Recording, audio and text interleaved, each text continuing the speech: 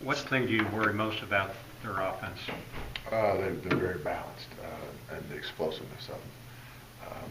They got big play people at every position, and so it makes it that much more of a challenge when, if you load the box to stop the run, they've got guys that can hit home runs, and of course the elusiveness and the skill of the quarterback. So to say it's one thing, it's the explosive playmakers at every position. How important do you think it was with the legs, having the short week and being able to play so many guys on Saturday? Well, I think that helped as far as that goes, and part of a short turnaround is getting your guys fresh, not only physically but also mentally. And so we practiced yesterday and had a brief introduction on Clemson, but basically flushed the Vanderbilt game, and then today was like a normal Tuesday for us. So game plan wise, we worked on this game over the summer and some, so that we weren't just going to start like it's another week, so because we knew this was going to be a quick turnaround. So we did some of that, and at the same time, the normal pace of installation and install for a normal game is not such. So you don't want to do a bunch of new things. You want to do things your players are familiar with that they can execute, and that's what we're trying to get done as a staff. You've been here a long time as a coach and a player and coordinator.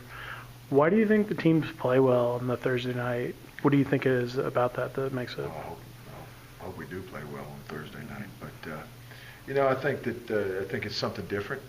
Sometimes when things are different, there's another level of excitement. But anytime you have a chance to compete as a player, as a coach, as much as you put into it, whether it's Saturday at 7:30 in the morning in Dublin, Ireland, or whether it's midnight on Saturday night in Atlanta, you want to relish that and embrace that, and commit everything you have to being successful.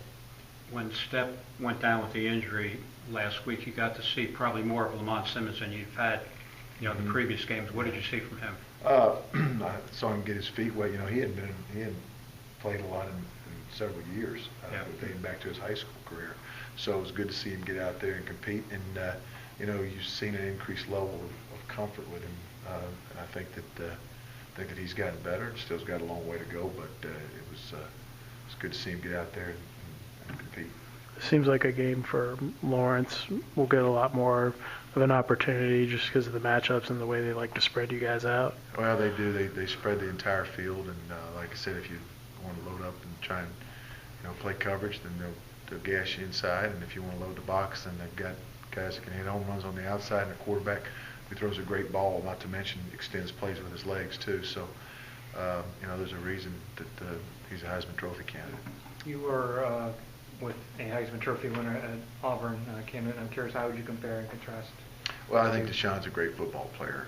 Different styles of quarterback, but a lot of similarities as far as the way they lead their team, the way they extend plays with their legs, throwing great deep balls.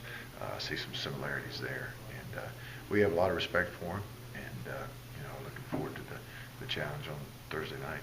You notice a little extra. I mean, I assume you always want the guys to get a little more excited for games like this, and particularly maybe with the chance to sort of send a message of that with last year is behind us, and we're a much better team this year.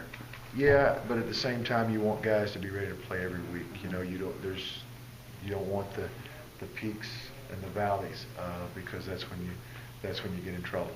And so, yeah, we want them excited and motivated and enthusiastic about every football game, and we put ourselves in a position to enjoy this one. How does Clemson effectively disguise its screen game to make it work so well? Well, they'll take players away from the screens, the receivers and running backs away from the screens, and then break linemen back to the screens. So they do a good job with it. The quarterback, Deshaun, does a great job looking it off and throwing back to it.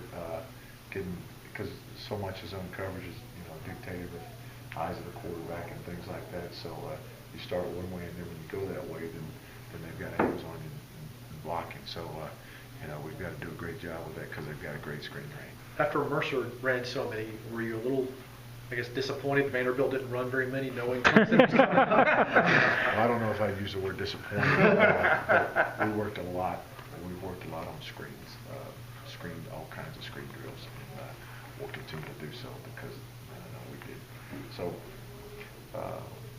we're working on it, and it's a work in progress, and see if we're better at it. One of the hardest things with teams like Clemson that play with tempo is getting calls in. And do you feel like you have some benefit from your time at Auburn in terms of knowing kind of how that clock works? And Yeah, I think we've got a good feel for that because you know what the hurry up does. It's all designed to eliminate the process time for defense as far as processing the offensive formation, processing the call, and any checks with any calls. So it tries to take away the time that the defenders have to process. So, and at the same time, you can't be just vanilla because then that's what you get railroaded there. You get taken advantage of. So, you know, we've over the course of the last several years as football's evolved, we've got a lot of deals where one word means something to everybody.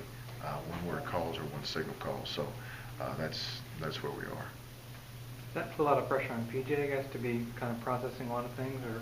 I think it puts a lot of pressure on everybody, you know, as far as just processing the formation, the tendencies that we teach, all those down and distance situation, you know, all those types of things it limits the time to process it. So that's why you've got the one word calls and the one signal calls are so critical as far as, you know, the ability to get lined up.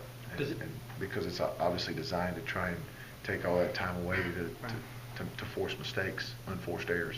Does it change your chart of calls and down the distance and situations, knowing you've got to be really fast? You can't take a lot of time to. There's some things that we'll call, just like there's certain plays that they run. Well, there's certain defenses that we'll call in those situations. So you don't call everything you have because you don't want the calls that where there's a lot of checks involved because you don't have time to make those checks because you can't recognize and you can't process. So it's, you know, like I said, they have certain plays they run, and we're going to have certain calls that we run. Is this a game where we may hear or see more of AJ with their vertical game and so forth? I know they're going to throw the vertical balls, yes, so I hope he's in position to make plays, yeah. Anything else for Coach?